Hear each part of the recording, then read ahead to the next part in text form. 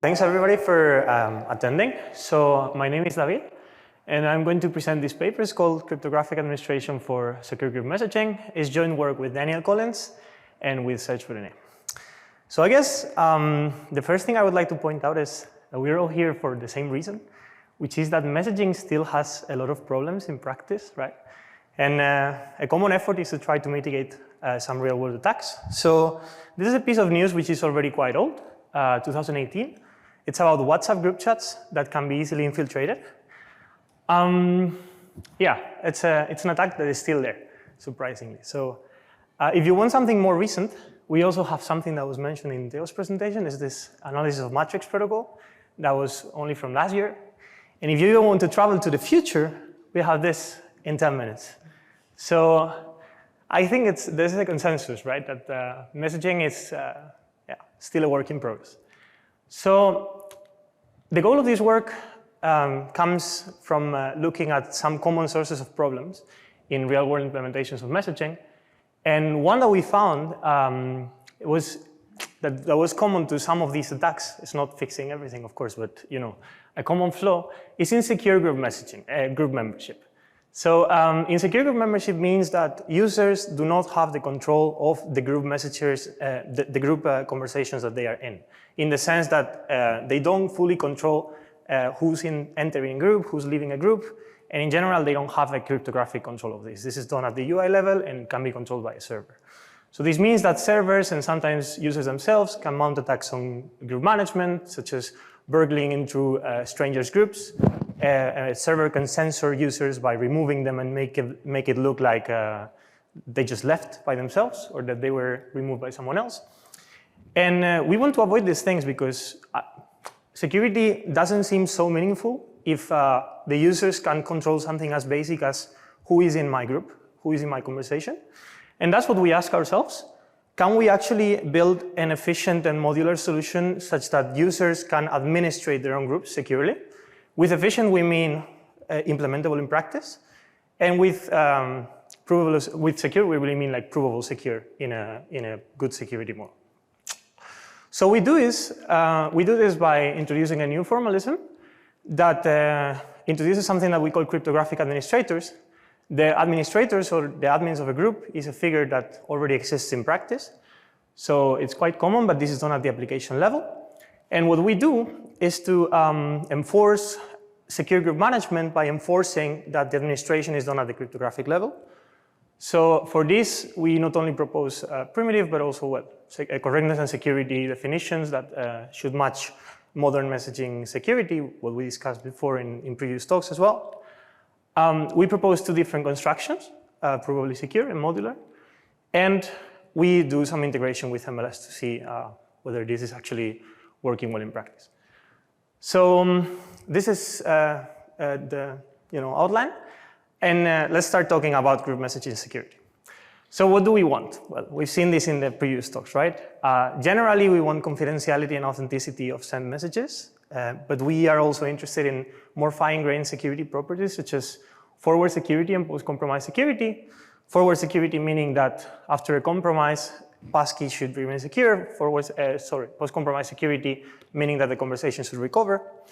And we usually want to model this in provable security by a security game or by some kind of other kind of modeling. But in general, we want to have an adversary that is modeling the behavior of a server or the behavior of a malicious, potentially malicious network, and that can expose users, right? This is the common practice. We also care about group dynamics, meaning that when someone leaves the group, this has to be meaningful not only at the UI level, but also for the keys that are, they can't continue decrypting messages and so on. And additionally to these properties, we introduce this administration property, which is we will only allow administrators to make group changes, even if we are in front of a malicious network. So to build our constructions and our formalism, we rely on the continuous group key agreement formalism, which is widely studied in the literature. It is the basis of MLS, and that's one of the main reasons why we chose it.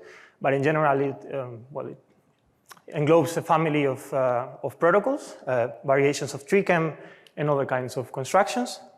So CGKA is a protocol that aims to take a set of users and make them arrive to some dynamic secret, which is only known to them. From this secret, they will derive keys for encryption and so on. So the members can propose adds, removals, and key updates on the way.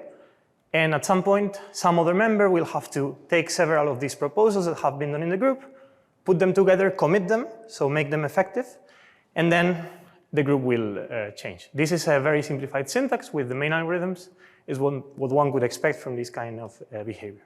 So let's see an example. Let's see that we have, let's say that we have 5 IDs, 5 users. ID 1 wants to create a group with the 4 first ones, so it sends them a create message. Now they will have a common secret I. And now if ID 2 and ID 3 want to do some changes, they can propose to add and remove. Nothing happens until someone commits. So ID 2 or someone else will commit these proposals and the group will evolve. ID 4 will no longer know I prime, which is a new secret, and ID 5 should be familiar with it. Okay, so how do we enforce administration within CGKA? So for this, we define an extension of continuous group key agreement that we call administrated continuous group key agreement.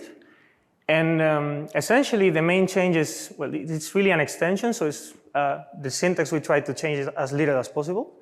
But we need to define now the subset of administrators, G star, and a few more things like new proposal types and some new commit types as well. And then most importantly, we want a strong security model for administration security, which essentially says that given the formalism of CGKA, we shouldn't allow non-administrators to make commitments, to make commits in the CGKA, except for some easy cases like self-removes and updates. Right, so how do we solve this problem? If you've been following, maybe you're asking yourself, okay, this is just an authentication problem. Let's authenticate the admins in the group.